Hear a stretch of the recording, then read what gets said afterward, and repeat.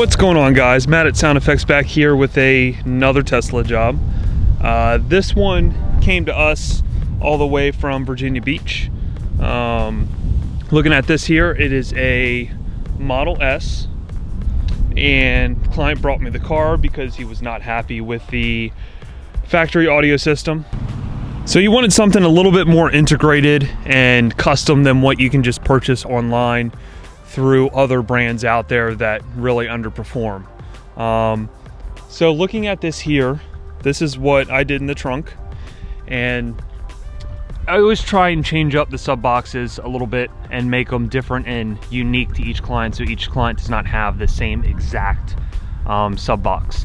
So this one here, I kind of utilize the wrap that you see on the outside of the car on the trim panels here, and there is a carbon illusion C10 XL behind this grill material here.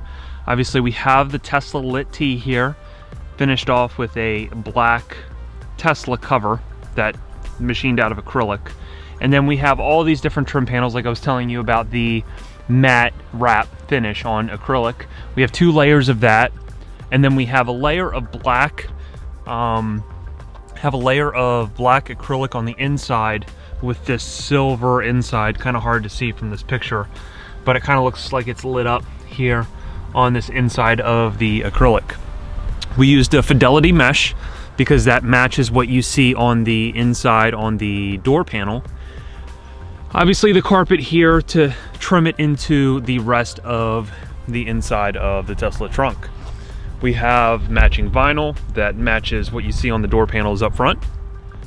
So all the pieces layered together using the OEM materials to give it an OEM finish. Obviously if we bring the color of the car, the color of the dash, the fidelity of the inside of the grille, of the front speakers, the carpet, obviously we have the Tesla logo here, you know, it's going to have that factory feel, and it's going to be unlike anything else that you can purchase just online somewhere, because it is built for the exact car. We engineer it for the car. So when a client comes to us, you know, we're taking a certain budget and we're engineering a design to fit that client's budget and to fit that client's style. So we are designing, you know, more one-off designs to accommodate each customer. So obviously we have the amplifier rack here. So if you see this little step-up floor, that is actually where I concealed the amplifier and the DSP and everything else. So underneath this floor, which is also removable, so I'll first remove this, which I cut to fit this opening here. So this comes out,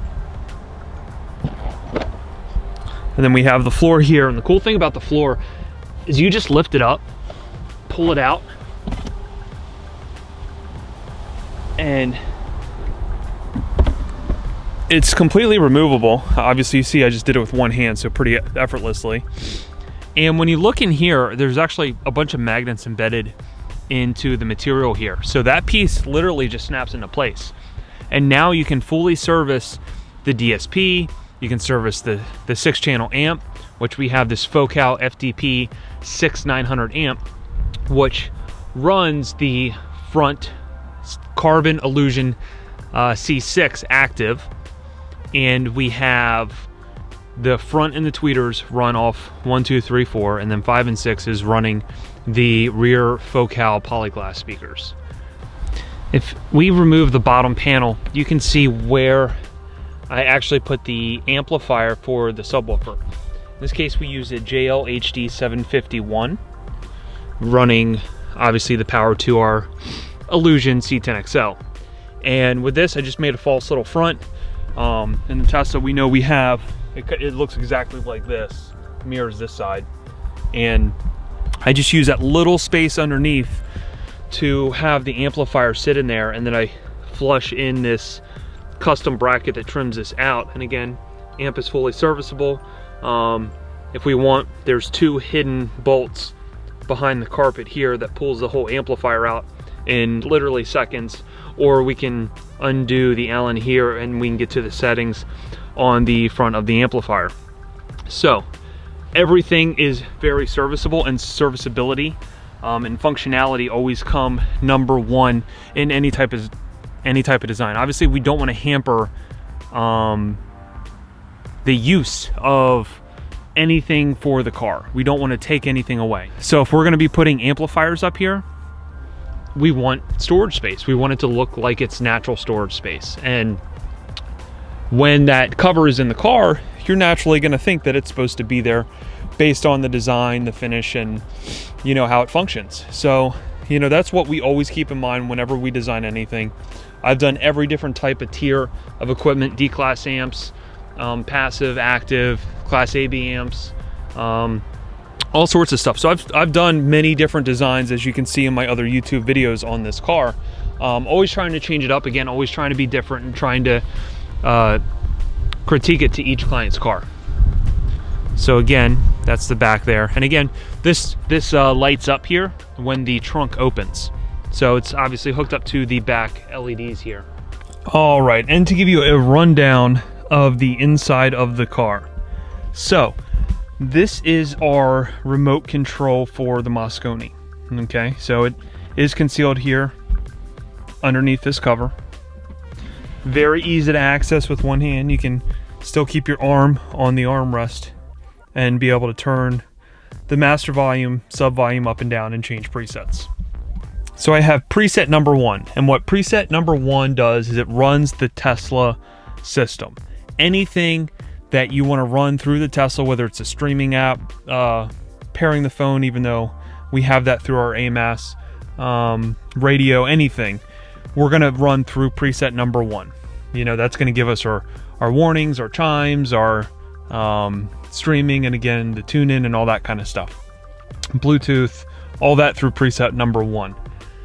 Next, we have preset number 2, and what preset 2 allows you to do, it allows you to stream to this source called AMAS. And what AMAS gives you the ability to do is you can stream your phone, a high-res player, or another Bluetooth device, preferably with aptX or aptX HD, to the unit, okay? And what that's going to allow us to do is we can now have a digital connection, a digital talking connection between our high-res device and the AMAS. So I can stream music in high res from my handheld directly to the AMAS.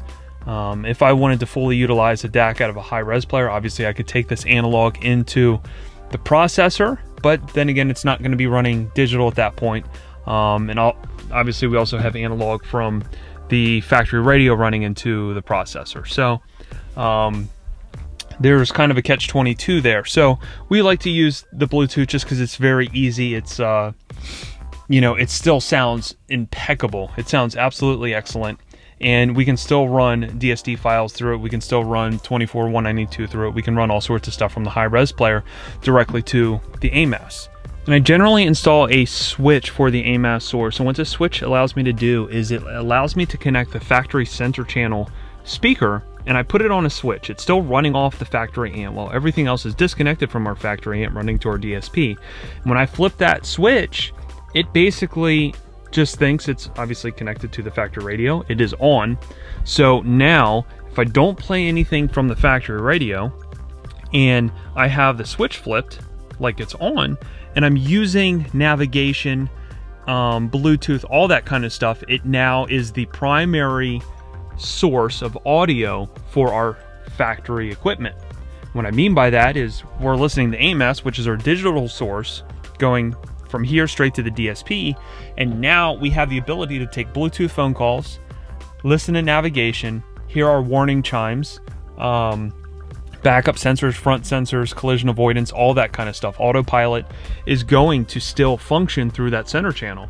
So we can listen to our music loudly, and we can still hear what's going on in the car, which is excellent because you're not losing that functionality. So that really wraps up the two different types of presets and how we use them. In this case, we're using a high-res player by FiO, and it is the X7 Mark II.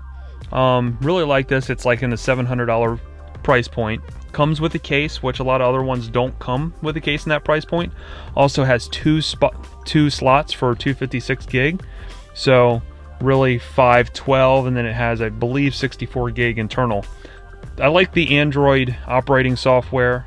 It's really nice. It's pretty quick. Just playing with it for, you know, an hour or two, I mean, I fully get the grasp of it, and it's not clunky at all. It's pretty fast. So, you know, for the price point, I really like this thing. So again, we have the Carbon Illusion C6 speakers up here, which we had to make custom angled adapters for. On the UHFS system, it only comes with a 6, and the speaker adapter, the angle, is built into the speaker. On the UHFS system, that angled bracket becomes flat where the 8 bolts to.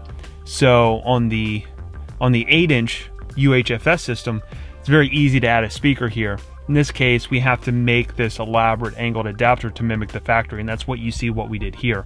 You had to do that on the front and the back. Again, Illusion Carbon C6, finish it off with a fast ring, sound dampen the door. The tweeter is up here in the factory location, so nothing has changed. We didn't make pillars in this case. We just utilized the factory positioning of the speakers. Underneath the hood, as you see here, there is a circuit breaker. So the main power from the battery comes from this little 12-volt battery.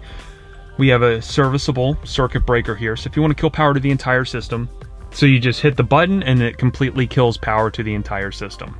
And everything, again, installs front to back like factory, runs with factory wiring. You wouldn't really know that anything is installed based on how we wire it, how we wrap it and test it to match the factory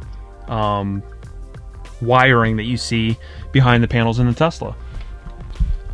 So like always, guys, thank you for watching, and make sure to give my Instagram below a follow.